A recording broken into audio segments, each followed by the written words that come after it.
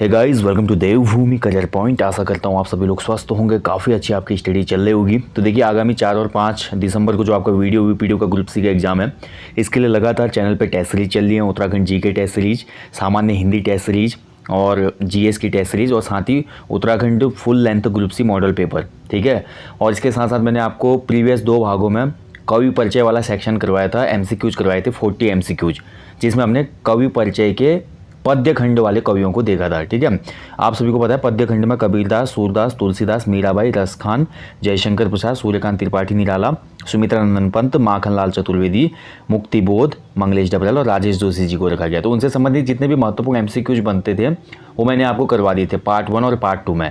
आज यहाँ पे पार्ट 3 है आपका कवि परिचय वाले का, ठीक है। और इस पार्ट 3 में हम देखेंगे गद्य खंड में जो आपको साहित्यकार दिए हैं, राहुल सांकृत्यायन, हजारी प्रसाद द्विवेदी, मुंशी प्रेमचंद, महादेवी वर्मा, गौरापंत सिवानी, पीताम्बर दत्त भगतवाल, हरिशंकर परसाई, मटियानी जी, शैलेश मटियानी और मनोहर श्याम जोशी, शेखर जोशी और मन्नू भंडारी। तो इनसे संबंधित महत्वपूर्ण 40 एमसीक्यूज आज के इस वीडियो में आपको मिलने वाले हैं और वेरी इंपॉर्टेंट होने वाला है। चुन के यहाँ पे क्वेश्चन लाया गया है और डायरेक्ट आपको क्वेश्चन देखने को मिलेगा एग्जाम में। ये आप मान के चलो, जिसने पार्ट 1, 2, 3 देखा है ना, वो मान के चलो कि एग्जाम में आप क्वेश्चन बनता है कवि परिचय से तो बहुत डेप्थ में क्वेश्चन नहीं होना चाहिए। अगर नॉर्मल क्वेश्चन बनता है तो आपका कोई क्वेश्चन गलत नहीं होगा, ठीक है। जितने क्वेश्चन बन सकते हैं, बना सकता है एग्जामिनर, वो यहाँ पे डिस्कस करेंगे। तो चलिए देखेंगे पहला क्वेश्चन आपके सामने स्क्रीन पे। निम्न में से किसके बचपन का नाम केदार पांडे था?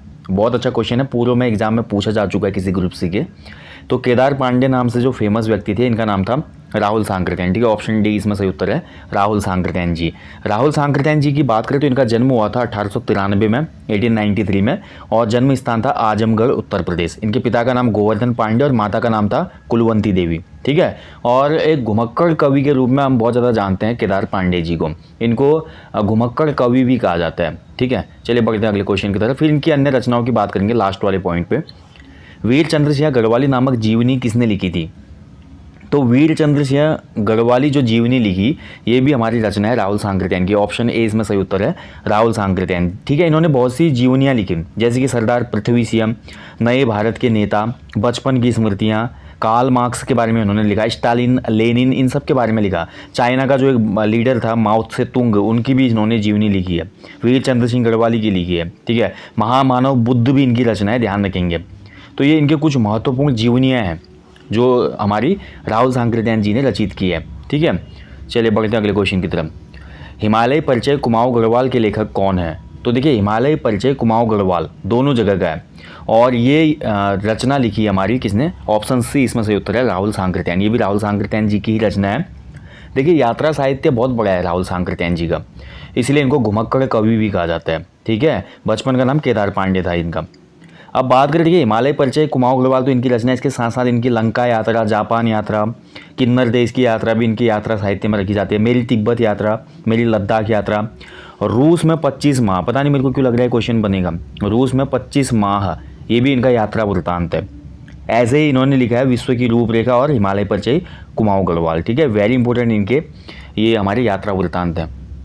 चलिए बढ़ते हैं अगले क्वेश्चन की तरफ। अगला क्वेश्चन बोलता है राहुल सांकृत्यायन साहित्य संस्थान कहाँ पे स्थित है? तो राहुल सांकृत्यायन जो साहित्य संस्थान है, इसकी लोकेशन आपको देखने को मिलती है, राइट आंसर हो जाएगा इसका ऑप्शन डी, ये हमारा पटना में है, ठीक है। बिहार पटना में स्थित है राहुल सांकृत्यायन साहित्य संस्थान, वेरी इंपॉर्टेंट है। चलिए अगले क्वेश्चन की तरफ बढ़ते हैं। अगला क्वेश्चन बोलता है, कहाँ चले गया अगला क्वेश्चन? आई थिंक नीचे स्क्रॉल है, ठीक है। तो 5वां क्वेश्चन है, देखिए यहाँ पे राहुल सांकृत्यायन जी से संबंधित अन्य महत्वपूर्ण तथ्यों को खत्म करते हैं, फिर हम आगे बढ़ेंगे।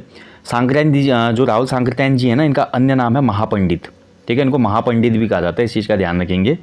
और खड़ी बोली का जो नाम दिया था ना, वो राहुल सांकृत्यायन जी ने दिया था, ध्यान रखेंगे। कौरवी को जो खड़ी बोली बोला, वो राहुल सांकृत्यायन जी ने ही बोला। इन्होंने घुमक्कड़ शास्त्र की भी रचना की थी, इस चीज़ का ध्यान रखें। इनको 1958 में साहित्य अकादमी मिला, वेरी इंपॉर्टेंट। अभी ऐसे एक क्वेश्चन डायरेक्ट बना था एग्जाम में आयोग के कि इस कवि को साहित्य अकादमी किस रचना के लिए और कब मिला, ठीक है। वैसे ही यहाँ पे राहुल सांकृत्यायन जी से भी बन सकता है क्वेश्चन। इनको 1958 में साहित्य अकादमी मिला गया था और 1963 में इनको पद्म भूषण मिला था, 1963 में, ठीक है। ये कुछ एडिशनल पॉइंट है। इनको रामोदर स्वामी भी कहा जाता है, एक और अन्य नाम है इनका, रामोदर स्वामी, रामोदर स्वामी, ठीक है, ये अन्य नाम है इनका। इसके अलावा इनकी कुछ अन्य रचनाएं, जैसे सतमी के बच्चे, वोल्गा से गंगा भी इनकी एक कहानी है, वोल्गा से गंगा, ठीक है। और इनकी एक आत्मकथा भी है, मेरी जीवन यात्रा, तो इन सभी पॉइंट को आप याद कर लें। बाकी ये यार देखो, मैं हमेशा बोलता हूँ, हमारी एक ई बुक है हिंदी की कवि परिचय वाली, उस ई बुक को आप ले लो ना, उसमें आपको सभी कवि और जितने भी हमारे पद्य खंड के कवि हैं, गद्य खंड के हैं, पॉइंट टू पॉइंट की पॉइंट में वो आपको ई बुक मिल जाएगी। ठीक है, इस वीडियो के डिस्क्रिप्शन बॉक्स में लिंक है उस ई बुक का, सामान्य हिंदी कवि परिचय ई बुक के लिए इस लिंक पे क्लिक करें जहाँ पे बोला है, वहाँ पे करके वो ले लो तुम, PDF फॉर्मेट में, बहुत काम की चीज़ है। चलिए बढ़िया, अगले क्वेश्चन की तरफ बढ़ते हैं। अशोक के फूल निबंध संग्रह के लेखक कौन है? देखिए, अशोक के फूल से क्वेश्चन बना था ना, बहुत बार बन रहा है UPSSC में, मतलब इसी साहित्यकार से क्वेश्चन बना था अभी रिसेंट एग्जाम में। तो अशोक के फूल जो निबंध संग्रह है, ये हमारा राइट आंसर इसका हजारी प्रसाद द्विवेदी, ऑप्शन बी इसमें से उत्तर है। हजारी प्रसाद द्विवेदी जी का निबंध संग्रह है। हजारी प्रसाद द्विवेदी की बात करते हैं, जन्म हुआ था 1907 में। जन्म स्थान है भाई इनका आरत दुबे का छपरा, बलिया, उत्तर प्रदेश। पिता का नाम था अनमोल द्विवेदी, माँ का नाम था ज्योतिषमती देवी। कार्य क्षेत्र का इनका आलोचना और निबंध वगैरह ज़्यादा ये संलग्न रहे इसमें, इसके साथ साथ संपादक भी रहे कुछ पत्रिकाओं के, यहाँ पे डिस्कस करेंगे। अगला देखिए, बाणभट्ट की आत्मकथा के लेखक कौन है? तो बाणभट्ट की आत्मकथा, इसका भी जो राइट आंसर है वो है हजारी प्रसाद द्विवेदी, यानी कि ऑप्शन डी इसमें से उत्तर है। हजारी प्रसाद द्विवेदी की ही रचना है बाणभट्ट की आत्मकथा। नेक्स्ट क्वेश्चन की तरफ बढ़ते हैं। इनमें से किस कवि के बचपन का नाम वैद्यनाथ था? तो वैद्यनाथ के नाम से भी जाने जाते थे हजारी प्रसाद द्विवेदी जी। ठीक है, ध्यान रखेंगे, ऑप्शन सी इसमें से उत्तर है। हजारी प्रसाद द्विवेदी जी के जो पिता थे ना, अनमोल द्विवेदी, ये एक बहुत प्रसिद्ध ज्योतिषाचार्य भी थे। ठीक है, और द्विवेदी जी ने जो अपनी भाषा यूज किया जाता था, तो परिमार्जित खड़ी बोली का उपयोग किया इन्होंने। चलिए बढ़ते हैं अगले क्वेश्चन की तरफ। सीरीज़ के फूल कहानी के लेखक कौन है? तो सीरीज़ के फूल जो है, ये हमारी जो कहानी है, इसके राइटर भी है हमारे कौन? हजारी प्रसाद द्विवेदी। ठीक है, ऑप्शन ए इसमें सही उत्तर है, हजारी प्रसाद द्विवेदी। ठीक है, इनके कुछ निबंध है प्रमुख, जैसे कि अशोक के फूल, कल्पलता, ठीक है, कुटज। इसके अलावा आलोचनात्मक काफ़ी ग्रंथ लिखे इन्होंने, हिंदी साहित्य की भूमिका है, जैसे कबीर नाथ संप्रदाय, मेघदूत एक पुरानी कहानी। तो ये कुछ महत्वपूर्ण रचनाएं हैं। ऐसे इनके उपन्यास भी हैं, और कहानियों में सीरीज़ के फूल, हम क्या करें, और ब्रह्मांड का विस्तार, ऐसे कुछ इनकी कहानियाँ भी हैं। ठीक है, तो इनको आप देख लीजिएगा, ई बुक में सब मिल जाएगा आपको, ज़रूर देखना, तभी बोलता हूँ मैं। हजारी प्रसाद द्विवेदी को साहित्य अकादमी पुरस्कार कब मिला? यही क्वेश्चन बना था अभी, देखिए मैं जिसकी बात कर रहा था अभी, जो कनिष्ठ सहायक का 31 अक्टूबर का एग्जाम हुआ था ना आपका, उसमें एक क्वेश्चन बना था। हजारी प्रसाद द्विवेदी को साहित्य अकादमी पुरस्कार मिला था 1973 में, इनकी रचना आलोक पर्व के लिए। ठीक है, कौन सी रचना के लिए मिला था, ये पूछा गया था एग्जाम में, और डायरेक्ट ये पॉइंट आपको मिल जाएगा ई बुक में, अगर आपने ई बुक लिया, वहाँ पे मैंने की पॉइंट में दिया हुआ है साहब 1973 में इन्हें आलोक पर्व निबंध संग्रह के लिए साहित्य अकादमी पुरस्कार से सम्मानित किया गया था। तो 1973 सही उत्तर है। धनपत राय श्रीवास्तव निम्न में से किसके बचपन का नाम था? तो देखिए, धनपत राय श्रीवास्तव की मैं बात करूँ, यहाँ पे बात हो रही है किसकी? मुंशी प्रेमचंद की। ठीक है, ऑप्शन ए इसमें से उत्तर है, मुंशी प्रेमचंद। इनको धनपत राय इनका वास्तविक नाम था, और इनकी बात करें तो इनका जन्म हुआ था दोस्तों 1880 में। जन्म स्थान था इनका कहाँ पे? लमही, वाराणसी, उत्तर प्रदेश। पिता का नाम था मुंशी अजायब राय, और माता का नाम था आनंदी देवी। ठीक है, उपन्यासकार है, कहानीकार है, बहुत ही प्रसिद्धि वाले। तो इनका ओरिजिनल नेम था धनपत राय। पहले नवाब राय के नाम से भी लिखते थे। ठीक है, नवाब राय, ये भी एक इंपॉर्टेंट की पॉइंट है, नवाब राय के नाम से भी यही लिखते थे। उपन्यास सम्राट के नाम से किसे जाना जाता है? तो उपन्यास सम्राट के नाम से भी जाना जाता है हमारे किसको? मुंशी प्रेमचंद जी को। ठीक है, ऑप्शन डी इसमें सही उत्तर है। मुंशी प्रेमचंद को उपन्यास सम्राट और कहानी सम्राट भी कहा जाता है। ठीक है, वेरी इंपॉर्टेंट पॉइंट है। हिंदी और उर्दू के सबसे ज़्यादा लोकप्रिय उपन्यासकार भी इनको कहा जाता है। कृषक संस्कृति का महाकाव्य किसे कहा जाता है? तो कृषक संस्कृति का महाकाव्य कहा जाता है, राइट आंसर हो जाएगा इसमें आपका ऑप्शन, कृषक संस्कृति का महाकाव्य होना चाहिए गोदान। ठीक है, ऑप्शन बी इसमें से उत्तर है गोदान। वेरी इंपॉर्टेंट है, क्वेश्चन बना है कई बार। ठीक है, तो कृषक संस्कृति का महाकाव्य हो गया आपका गोदान। बाकी अभी देखिए बात करेंगे लास्ट में, अभी मुंशी प्रेमचंद जी के जो प्रमुख उपन्यास हैं वो कौन कौन से हैं उनको भी मैं डिस्कस करूंगा यहाँ पे। नमक का दरोगा, पूस की रात, ईदगाह, किसकी कहानियाँ हैं?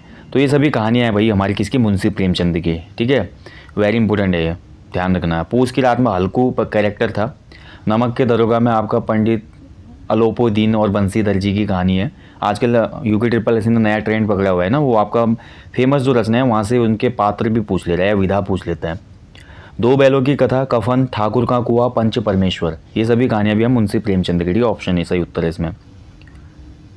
अगला देखिए, निम्न में से किसने उपन्यास लेखन में आदर्शोन्मुखी यथार्थवाद की परंपरा शुरू की? तो आदर्शोन्मुखी यथार्थवाद, ये वेरी इंपॉर्टेंट टर्म है। ठीक है, इसकी शुरुआत की थी मुंशी प्रेमचंद जी ने। ठीक है, राइट आंसर हो जाएगा इसका ऑप्शन सी, प्रेमचंद जी ने। मतलब समाज के हिस्से में जो उसमें चीज़ें घटित हो रही थी उसको एक मुद्दा बना के, जैसे खासकर उसमें कृषक जो पीड़ा थी, जमींदार साहूकार जो शोषण करते थे उनका, भारत में जो उस समय की समस्याएं थी जिसमें मुंशी प्रेमचंद जी का साहित्य चरम पे था, तो उन्हीं मुद्दों पे उन्होंने ज़्यादातर उपन्यास और अन्य रचनाओं की यहाँ पे संकल्पना की। ठीक है, ये बहुत महत्वपूर्ण है। हंस और माधुरी नामक पत्रिका का संपादन किसने किया था? तो हंस और माधुरी पत्रिका का संपादन भी किया था हमारा मुंशी प्रेमचंद ने, यानी कि ऑप्शन ए इसमें से उत्तर है, मुंशी प्रेमचंद। प्रेमचंद के जीवन पर कलम का सिपाही नामक रचना किसने की थी? तो देखिए, इनकी जीवन पे कलम का सिपाही नामक जो रचना की, इनके ही पुत्र थे अमृत राय, इन्होंने लिखी थी ये रचना। ठीक है, कलम का सिपाही वेरी इंपॉर्टेंट है।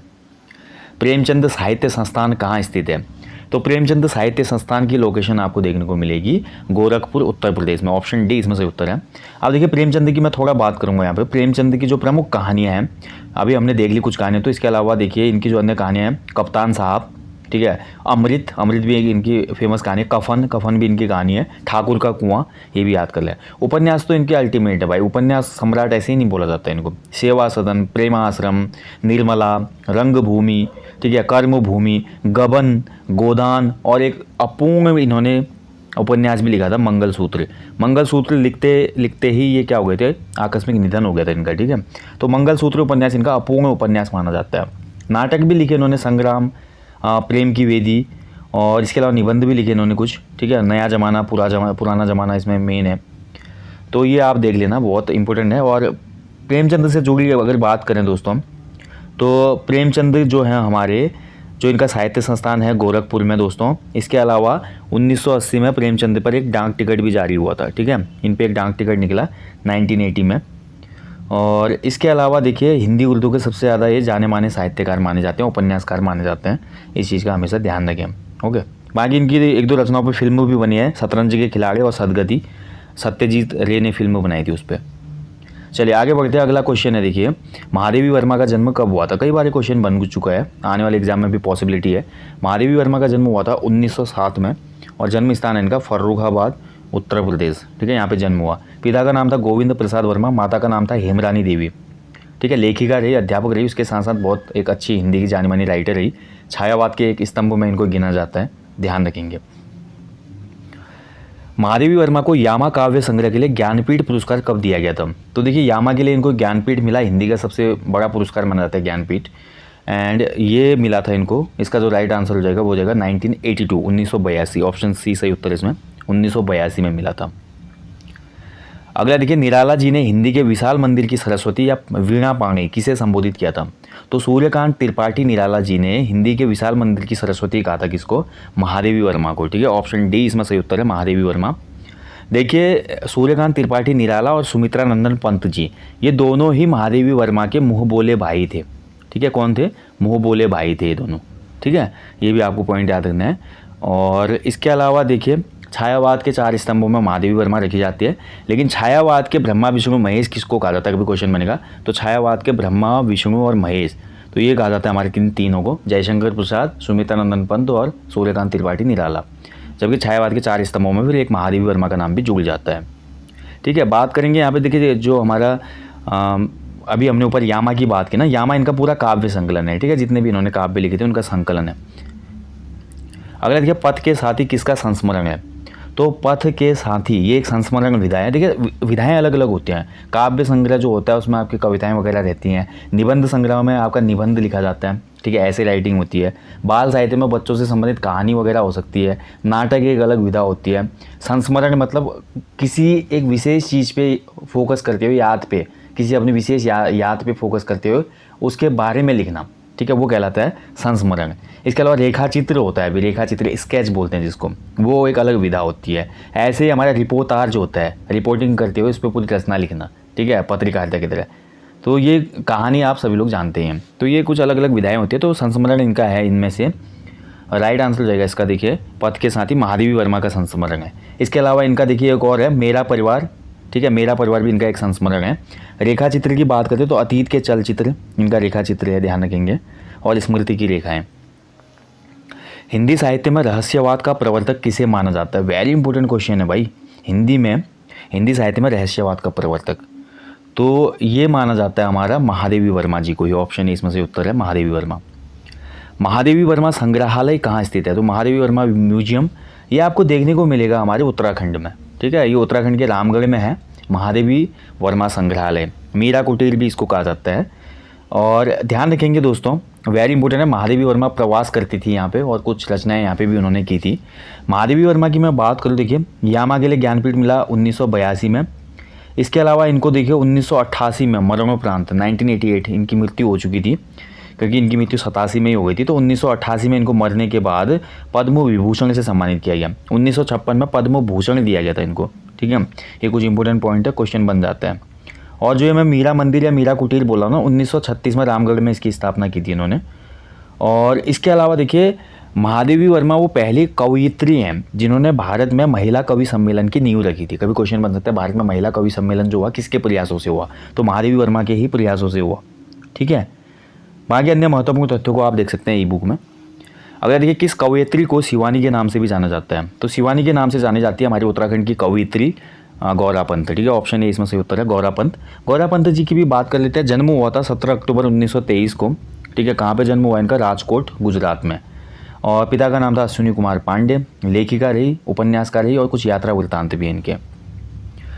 अल्मोड़ा से निकलने वाली नटखट पत्रिका का संपादन किसने किया था? तो अल्मोड़ा से एक नटखट पत्रिका निकलती थी, बाल पत्रिका थी के हिसाब से, और इसका संपादन कार्य किया था गौरा पंत शिवानी ने, ठीक है। ऑप्शन सी इसमें से उत्तर है गौरा पंत शिवानी जी, ओके। चलिए नेक्स्ट क्वेश्चन की तरफ बढ़ते हैं। कृष्णकली व कैंजा नाम की रचनाएं किसकी है? तो कृष्णकली और कैंजा ये दोनों ही रचना है हमारी, राइट आंसर हो जाएगा इसका ऑप्शन ए, शिवानी जी की रचना है गौरा पंत। आपको ध्यान रखना चाहिए दोस्तों, जो हमारे कुमाऊं क्षेत्र होता है ना, कुमाऊं में मौसी जो होती है, मौसी के लिए जो शब्द यूज किया जाता है उसको कैंजा कहते हैं, ठीक है। मौसी को कैंजा कहा जाता है, तो उसी पे इनकी रचना है, ठीक है। तो याद रखना, वेरी इंपॉर्टेंट है। गौरा पंत को पद्मश्री से सम्मानित कब किया गया था? ठीक है, तो गौरा पंत शिवानी जी इनको पद्मश्री मिला था। राइट आंसर हो जाएगा इसका ऑप्शन डी, 1982 में, 1982 में इनको पद्मश्री से सम्मानित किया गया था।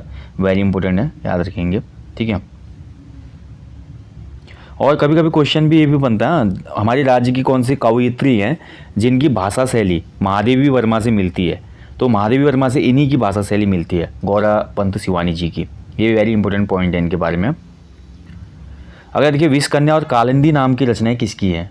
तो विषकन्या और कालिंदी ये रचनाएं भी हमारी गौरा पंत शिवानी जी की हैं, ठीक है। ऑप्शन ए इसमें सही उत्तर है गौरा पंत शिवानी जी।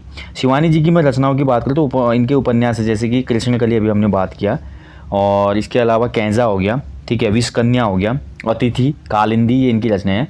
कहानियाँ भी हैं इनकी बहुत सी, झरोखा हो गया, शिवानी की श्रेष्ठ कहानियाँ, इनकी कहानियों का संकलन है, शिवानी की मशहूर कहानियाँ। इसके अलावा देखिए इन्होंने भी संस्मरण लिखे कुछ, जैसे कि स्मृति कलश, वातायन, जालक, अमोदर, ठीक है। तो ये और इनके यात्रा विवरण भी हैं, तो चरवैती और यांत्रिक, ठीक है, यात्रिक, चरवैती और यात्रिक, ये भी याद रखना आप, इस चीज़ का ध्यान रखें। और गौरा पंत जी का निधन हुआ 2003 में दिल्ली में, ठीक है। बाकी हमको मैंने आपको बता ही दिया, जो इनको एक ही पुरस्कार मिला इनको 1982 में, पद्मश्री। और शिवानी जी के, हाँ ये भी एक पॉइंट बन सकता है कि शिवानी जी के जो भी अधिकतर रचनाएं रही ना, वो नारी प्रधान रही, यानी कि नारी पे ही फोकस्ड रचनाएं ज़्यादा की इन्होंने। किस लेखक को कहानी सम्राट कहा जाता है? देखिए अभी मैंने ऊपर बता दिया आपको, उपन्यास सम्राट और कहानी सम्राट दोनों ही टाइटल दिए जाते हैं मुंशी प्रेमचंद को, ठीक है। आकाश कितना अनंत है किसकी रचना है? Very important question. तो आकाश कितना अनंत है, ये रचना जो है दोस्तों, ये हमारा राइट आंसर हो जाएगा इसका शैलेश मटियानी जी, ठीक है। तो शैलेश मटियानी की रचना है आकाश कितना अनंत है। शैलेश मटियानी की बात कर लेते हैं अब। इनका जन्म हुआ था 14 अक्टूबर 1931 को। जन्म स्थान है बागेचीना, अल्मोड़ा, ठीक है, वही बागेचीना जिसके निकट लाखों उड़ियार है। इनके पिता का नाम था बिशन सिंह मटियानी। शैलेश मटियानी का ओरिजिनल नेम था रमेश चंद्र सिंह मटियानी, इस चीज़ का भी ध्यान रखेंगे, ठीक है। चलिए बाकी आगे देखते हैं। दूरदर्शन पर हम लोग धारावाहिक का पटकथा लेखन किसने किया था? तो हम लोग एक धारावाहिक आया दूरदर्शन पे, सबसे फर्स्ट डेली सोप था वो। डेली सोप का मतलब होता है जो नाटक वगैरह देखते हैं हम। तो ये हमारा लिखा था किसने? मनोहर श्याम जोशी जी ने लिखा था इसको, ठीक है। इसका निर्देशन किया था पी कुमार वासुदेवन ने। डायरेक्टर अलग था, इनने डायरेक्शन नहीं किया था, इन्होंने इसकी कहानी लिखी थी हम लोग की। 1984 में प्रसारित हुआ था, ठीक है, 1984। और इसके अलावा देखिए मनोहर श्याम जोशी से संबंधित अन्य तथ्यों की बात करें तो जन्म हुआ था इनका 1933 में। मनोहर श्याम जोशी जी का अजमेर राजस्थान में जन्म हुआ। मूल रूप से उत्तराखंडी थे। पिता का नाम था प्रेम वल्लभ जोशी और कार्य क्षेत्र रहा उपन्यासकार रहे, संपादक रहे, पटकथा लेखक रहे, गद्यकार रहे, साहित्यकार रहे, बहुत मल्टी टैलेंटेड पर्सनैलिटी थे मनोहर श्याम जोशी। मनोहर श्याम जोशी कृत सिल्वर वेडिंग क्या है? तो देखिए सिल्वर वेडिंग हमारे 11th या 12th में है किसी बुक में हिंदी की, मुझे याद नहीं आ पा रहा।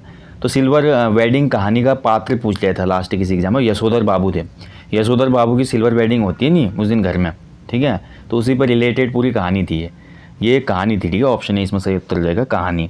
अब बात करें देखिए इनकी सिल्वर वेडिंग हो गई। उपन्यास भी बहुत लिखे इन्होंने, कसब, कुरु कुरु स्वाहा, टाटा प्रोफेसर, हमजाद, हरिया, हरकुलस की हैरानी, क्याप, कौन हूँ मैं, बुनियाद, ये इनके प्रमुख उपन्यास हैं। धारावाहिक इन्होंने हम लोग, बुनियाद, कक्का जी कहन, मुंगेरी लाल के हसीन सपने देखा होगा दूरदर्शन पे किसी ने, ठीक है। ये इनके कुछ अन्य महत्वपूर्ण रचनाएं हैं, ठीक है। इसके अलावा संस्मरण भी लिखे इन्होंने। हाँ, इनका एक संस्मरण पूछा गया था लास्ट टाइम किसी एग्जाम में, इनका एक यात्रा संस्मरण आया था, उसमें आई थिंक फॉरेस्ट गार्ड में आया था। पश्चिमी जर्मनी पर उड़ती नज़र, पश्चिमी जर्मनी पर उड़ती नज़र किसका यात्रा संस्मरण है? तो ये मनोहर श्याम जोशी का है। इसके अलावा इनके एक दो यात्रा संस्मरण और हैं, उनको याद कर लो आप। चीन यात्रा और क्या हाल हैं चीन के, क्या हाल हैं चीन के, ये भी इनका एक यात्रा वृत्तांत है, ठीक है। निम्न में से किसे ज्ञानपीठ पुरस्कार नहीं मिला है? बहुत अच्छा क्वेश्चन बना है देखिए यहाँ पे। तो देखिए हमारा सुमित्रानंदन पंत जी को मिला है, महादेवी वर्मा जी को मिला है, कुंवर नारायण जी को भी मिला है, माखनलाल चतुर्वेदी जी को नहीं मिला है। तो ऑप्शन बी इसमें सही उत्तर जाएगा, माखनलाल चतुर्वेदी जी को ज्ञानपीठ नहीं मिला है। शेखर जोशी को 1997 में किस सम्मान से सम्मानित किया गया था? बहुत अच्छा क्वेश्चन है। शेखर जोशी भी आपके सिलेबस में है, ठीक है, और ये उत्तराखंड के कवि हैं, ध्यान रखेंगे, साहित्यकार हैं। शेखर जोशी जी का जन्म हुआ था 1932 में और जन्म स्थान था इनका ओलिया गांव अल्मोड़ा। कहानीकार हैं, साहित्यकार हैं। और इनमें से देखा जाए तो जो रचना थी जिसके लिए इन्हें सम्मान मिला था वो मिला था यहाँ पे, माफ कीजिएगा क्वेश्चन में पूछा रहा कि किस सम्मान से, 1997 में, ठीक है। तो 1997 में इनको मिला था दोस्तों, राइट आंसर हो जाएगा इसका ऑप्शन बी, ठीक है। इनको पहल सम्मान मिला था 1997 में, इनको पहल सम्मान मिला था, ठीक है, ध्यान रखेंगे। बात करें देखिए दोस्तों 1987 में इनको उत्तर प्रदेश हिंदी संस्थान द्वारा महावीर प्रसाद द्विवेदी सम्मान मिला 1987 में, ओके। और 1997 में इनको पहल सम्मान मिला, जबकि 1995 में इनको साहित्य भूषण मिला था। इस चीज़ का ध्यान रखेंगे। इनकी जो सबसे फेमस कहानी है ना वो है कोशिका घटवार और दाज्यू, ठीक है। इसके अलावा एक हमारे सिलेबस में भी इनकी कहानी थी 11th-12th में, गलता लोहा। आप लोगों को याद आ रहा होगा, गलता लोहा में क्या होता है कि हमारा जो लोहार की शॉप होती है वहाँ पे जाता है गांव का एक बंदा और उसको अपना पूरा जो जॉब कर रहा होता है बाहर वो बहुत बेकार लगने लगते हैं सब चीज़ें ना, गांव की चीज़ें उसको काफ़ी क्लोज वो करती हैं और स्कूल के दिन याद आते हैं, जिसमें थोड़ा जातिवाद का दर्शन भी हुआ है, किस प्रकार हिंदू ब्राह्मण और एक जो हमारे दलित वर्ग के बीच खाई होती है उसको उकेरा गया है एक हिसाब से इसमें, और उस पर एक हिसाब से रिग्रेट करते हुए भी दिखाया गया है यहाँ पे उस इंसान को। गलता लोहा उसी पे, अगर आपने पढ़ी होगी कहानी, बहुत ज़्यादा अच्छी कहानी है। इसके अलावा देखिए शेखर जोशी जी की अन्य कहानी भी हैं कुछ, ठीक है, जो आप देख सकते हैं, देख लीजिएगा। उसमें आशीर्वचन हो गया, गाइड है, गाइड भी इनकी एक कहानी है। नेकलेस, एक पेड़ की याद, वेरी इंपॉर्टेंट, एक पेड़ की याद, ये भी शेखर जोशी जी की रचना है भाई, एक पेड़ की याद। अगला देखिए मन्नू भंडारी की किस रचना पर रजनीगंधा फिल्म बनी थी? तो मन्नू भंडारी जी भी वेरी इंपॉर्टेंट है। देखिए भाई क्वेश्चन बनेगा मन्नू भंडारी जी से, क्योंकि मन्नू भंडारी जी का हाल में ही निधन हुआ है। आने वाले एग्जाम में क्वेश्चन बन सकता है, अभी भले ही वीडियो वाले में ना बने लेकिन अन्य एग्जामों में बन सकता है आगामी। मन्नू भंडारी का हाल में ही निधन हुआ है ना। तो मन्नू भंडारी का जन्म हुआ था 1931 में, पहले तो इसको नोट कर लें, पूछा भी जा चुका है शायद। भानपुरा नगर मध्य प्रदेश में जन्म हुआ है। इनके पिता का नाम था सुख संपत राय, पति का नाम था राजेंद्र यादव, ठीक है। कार्यक्षेत्र लेखिका रही, उपन्यासकार रही, कहानीकार रही। तो यहाँ पर इनकी जो रचना जिसपे हमारे रजनीगंधा फिल्म बनी थी वो रचना है यही सच है, ऑप्शन ए इसमें सही उत्तर है, यही सच है। इसके अलावा देखिए मन्नू भंडारी जी के उपन्यास याद कर लो यार, महाभोज, आपका बंटी, और ये बिना दीवारों का घर जो है ये तो नाटक है इनका, ठीक है। इसके अलावा महाभोज, आपका बंटी और एक कहानी यह भी, ठीक है, और 1 इंच मुस्कान, ये कुछ इनके महत्वपूर्ण उपन्यास हैं, जिसमें से पूछ लिया आयोग ने प्रीवियस किसी एग्जाम में, आपका बंटी जो मन्नू भंडारी की रचना है किस विधा की रचना है? तो ये एक इनका उपन्यास है, ठीक है। और मन्नू भंडारी का निधन अभी हाल में ही हुआ है 2021 में। मनोहर श्याम जोशी को 2005 में किस रचना के लिए साहित्य अकादमी अवार्ड दिया गया? ये भी अच्छा आ गया पॉइंट, देखिए। तो मनोहर जोशी जी को हमारा 2005 में साहित्य अकादमी अवार्ड मिला था, किस रचना के लिए? क्याप के लिए, ठीक है, क्याप ऑप्शन ए इसमें सही उत्तर है। क्याप के लिए इनको मिला था साहित्य अकादमी अवार्ड 2005 में। इसके अलावा देखिए 1994 में शरद जोशी सम्मान भी मिला था इनको, ठीक है, मनोहर श्याम जोशी जी को, और 2006 में इनका निधन हो गया था। इसके अलावा अगर मैं बात करूँ देखिए मनोहर श्याम जोशी जी की, तो अन्य महत्वपूर्ण पॉइंट है इनके बारे में कुछ। मनोहर श्याम जोशी जी को किस्सा गो के नाम से भी जाना जाता है, ठीक है, किस्सा गो भी कहा जाता है इनको, इस चीज़ का ध्यान रखेंगे। बाकी मैंने इनकी एक ऐसी भी वीडियो दी है जिसमें इनके जो उपन्यास है ना वो किस थीम पे लिखे हैं इन्होंने, वो भी बताया मैंने उसमें, ठीक है। तो कसब, कुरु कुरु स्वाहा, टाटा प्रोफेसर, हमजाद, हरिया हरकुलस की हैरानी, क्याप, कौन हूँ मैं और बुनियाद, ये इनके कुछ प्रमुख उपन्यास हैं, ध्यान रखेंगे, ठीक है। चलिए बढ़ते हैं अगले क्वेश्चन की तरफ। तिरछी रेखाएं किसका संस्मरण है? तो तिरछी रेखाएं एक संस्मरण है और इसके जो राइटर हैं वो राइट आंसर हो जाएगा हरिशंकर परसाई जी, ठीक है, ऑप्शन डी इसमें से उत्तर है, हरिशंकर परसाई जी। हरिशंकर परसाई जी भी महत्वपूर्ण नाम है दोस्तों इसमें गद्य खंड में, क्योंकि हरिशंकर परसाई जी को माना जाता है हिंदी का मशहूर व्यंग्यकार, ठीक है, व्यंग्यकार हैं। व्यंग्य कसना, तंज कसते हुए रचना करना व्यंग्य करना कहलाता है।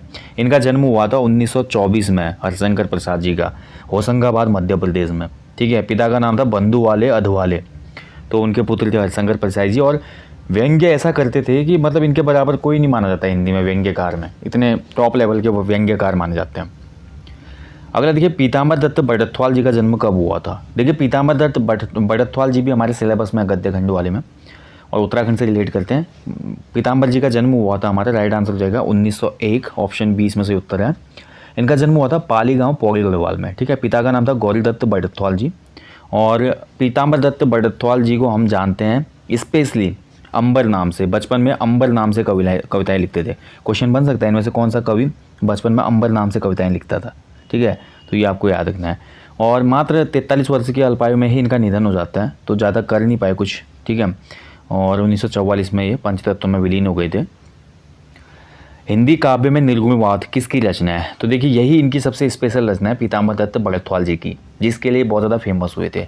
हिंदी काव्य में निर्गुणवाद पूछा भी गया एक बार, ये पीताम्बर दत्त बड़त्वाल जी की रचना है, ठीक है। इसके अलावा इन्होंने गोस्वामी तुलसीदास भी लिखा है, गोरख वाणी, और इसके अलावा इनकी एक रचना और है सतसई सप्तक, हरिदास की साखी, ये भी इनकी एक रचना है, ठीक है।